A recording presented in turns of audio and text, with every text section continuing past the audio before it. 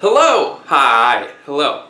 Okay, so a couple weeks ago I did a video called The Lion Sleeps Tonight, and if you haven't seen that, you should go check that out right now as a little introduction to this, because in that video I used this trombone for the first and only time so far. This is an alto trombone, specifically the Conn 36H, and it is, to my knowledge, the only one with this B-flat trigger.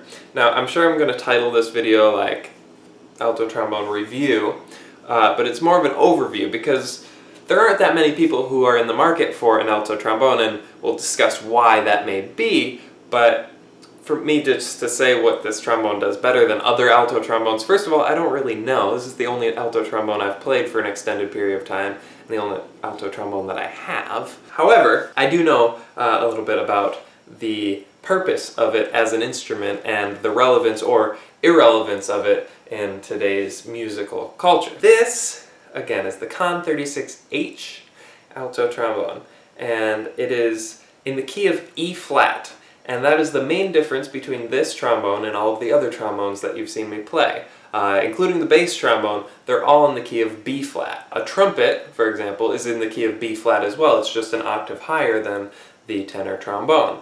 And this is right in between, and it kind of sounds like that. We call it a trombone because it has a slide, but it is specifically in between a tenor trombone and a regular B-flat trumpet. And what that means is you kind of have to relearn the whole instrument because all the slide positions, although they correlate one-to-one with a B-flat, all of the notes are in a different place. So what that means is, if I play the slide positions for a scale that I know, it will be a scale on this trombone, but it won't be the same scale. It'll be transposed up, so B flat up to E flat. And that's how it works all around the horn. Now the trigger puts the horn in B flat. On a tenor trombone, the trigger puts it in the key of F.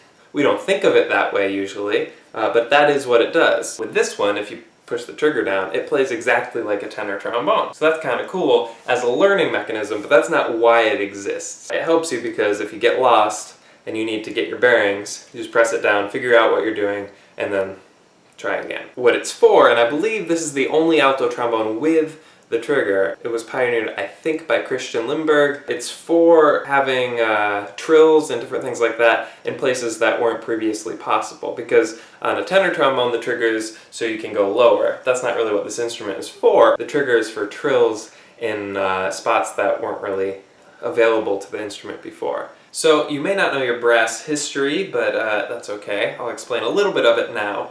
Basically, this instrument used to be the highest voice in a brass choir.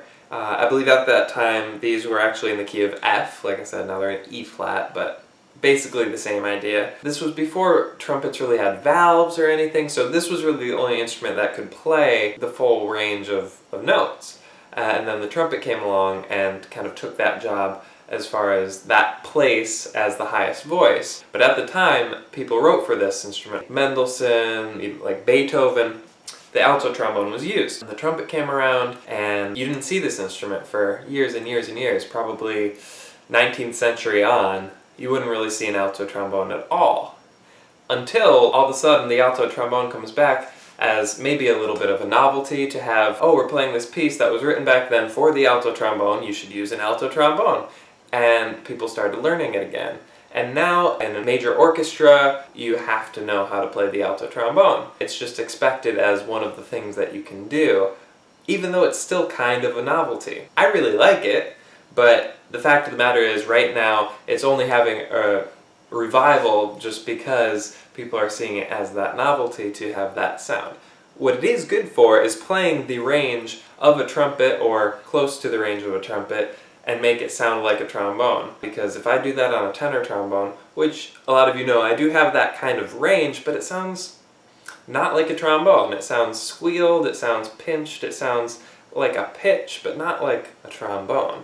This does. Okay, I'm gonna play a little bit and you'll actually hear what it sounds like. So I'll press down the B flat side.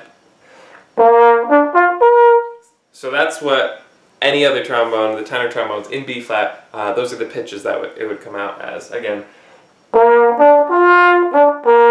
that's B flat, D, and F. Without the trigger down,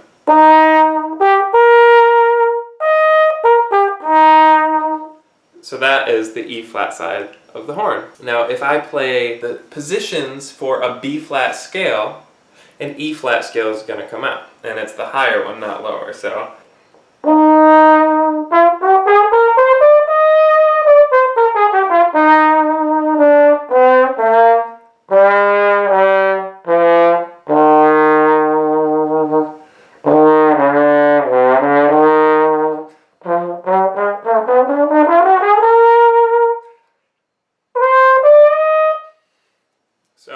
E flat scale playing the B flat scale positions. And this works transposing any positions to any scale. So the C scale, C, D, E, F, G, A, B, C, but it will sound like the F scale. And this is where that trigger comes in. Press down the trigger and find it. So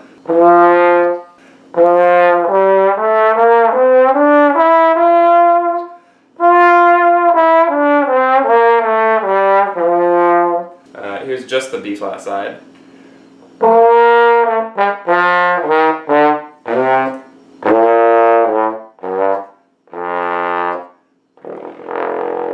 So it doesn't do that with E's, but it does happen, which means on the E flat side it'd be just the same. On the higher end, I have to say, it's just easy.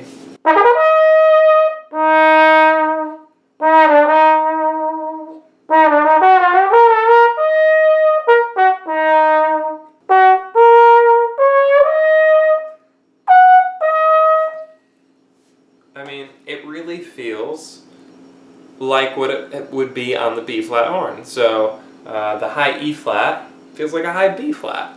Not so bad.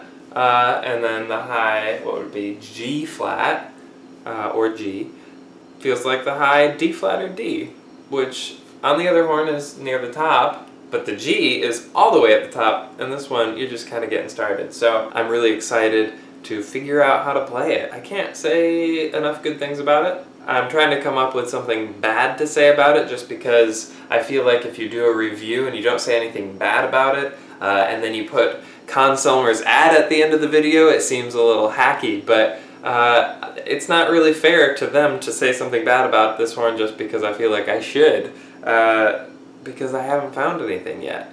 Like I said, I've only been playing it for 3 weeks. So when I figure out how to play it, maybe I'll come up with a negative about it, but it's awesome. If you want an alto trombone, this is a really good one. If you're getting serious about the trombone, serious about orchestral playing, you're gonna need to learn how to play an alto trombone if you want to get into a major orchestra. You can also get the P-Bone Mini, which is an alto trombone, and it is in E flat. That is something that we could only dream of when we were growing up trying to figure out how to play an E flat trombone, because you're not going to buy one just to learn. It's an expensive investment for something that you have no idea how to play, but the P-Bone Mini is a really good resource for that. I did say this was a review, so scale 1 to 10, I will give this trombone a picture of Donald Duck next to the emoji of the person with the rose, but not the weird Android one, the iPhone one. By the way, I'm an Android user, so I'm not hating on the Android, well, I am hating on the Android emojis. We know they're weird and creepy, but we can't do anything about it. When you send us, as an iPhone user, when you send us your cute emojis, we get the Android ones. We see that. So we'll catch on, give us some time, but like, for now, show the other emoji. That's the one that we see when you send us the girl who's looking all cute. Seriously. Now you know.